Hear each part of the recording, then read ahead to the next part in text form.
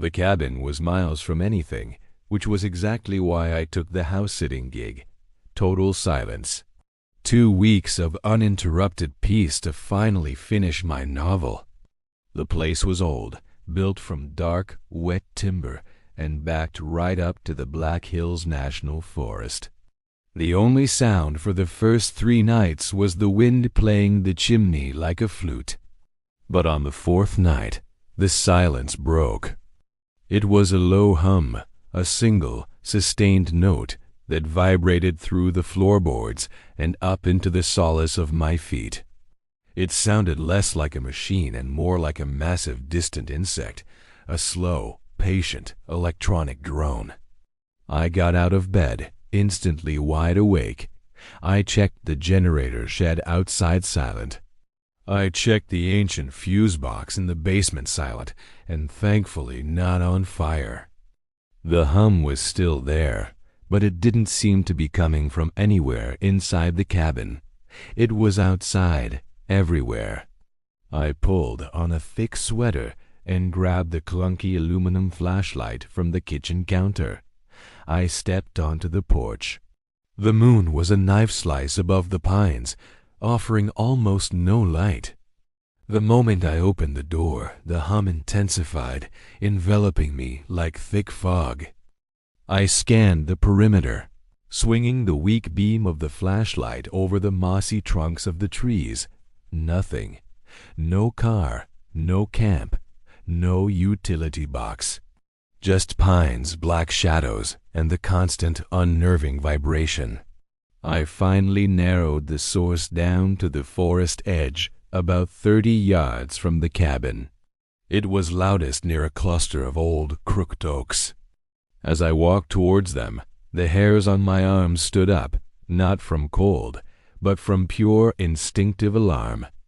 The hum was so deep now, it felt like it was rattling my teeth. I reached the oaks and held my breath.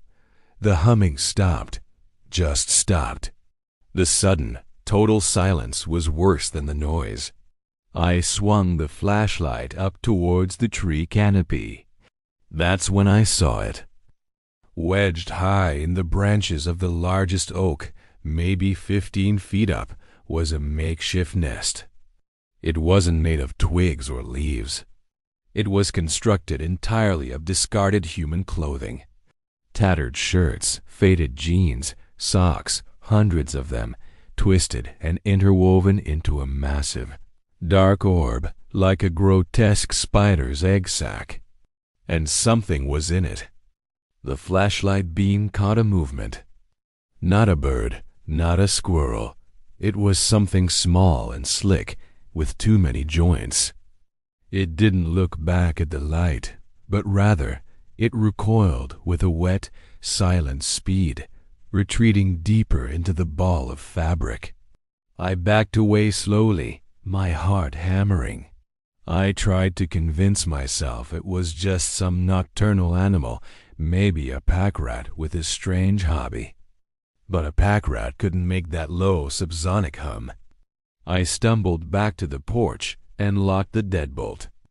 I stood watching the woods through the small window, clutching the flashlight.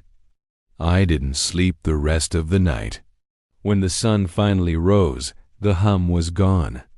In the morning light, I could clearly see the nest of clothing high in the oak. It was still there, a solid, awful fact. I knew I should leave. I had the car keys right there.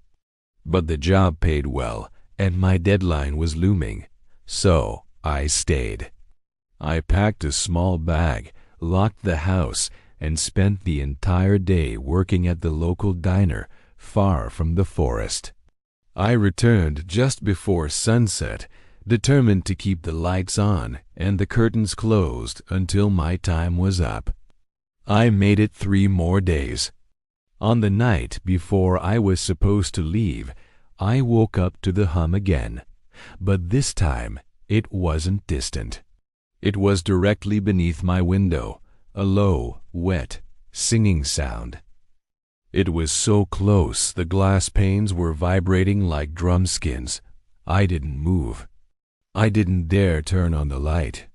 I just listened to the sound grow, realizing that the low hum wasn't an insect or a machine. It was a throat.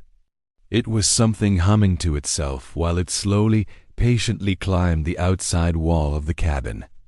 Then, a new sound, a soft, rhythmic ticking against the wood paneling above my head. I watched the window. A deep shadow fell across the glass, too close, too large, blocking the faint moonlight. And then, slowly, a single, elongated finger slid into view, pressing against the glass. It wasn't human. It was pale, thin, and ended in a needle-sharp black nail. It began to gently tap, tap, tap, not on the glass, but on the wooden sill right outside my ear. It was counting. And I knew, with absolute certainty, it wasn't counting me to sleep. It was counting the minutes until I had to open the door and leave. I didn't open the door. I hid under the bed until dawn, listening to the tapping fade into the trees with the sunrise. I drove away at 6:01 a.m., leaving the novel, the flashlight, and the keys on the kitchen table. And sometimes, when the house is too quiet, I can still feel that low hum vibrating in the back of my skull. And I know, somewhere out there, something is still weaving clothes into a nest and waiting for the silence to break.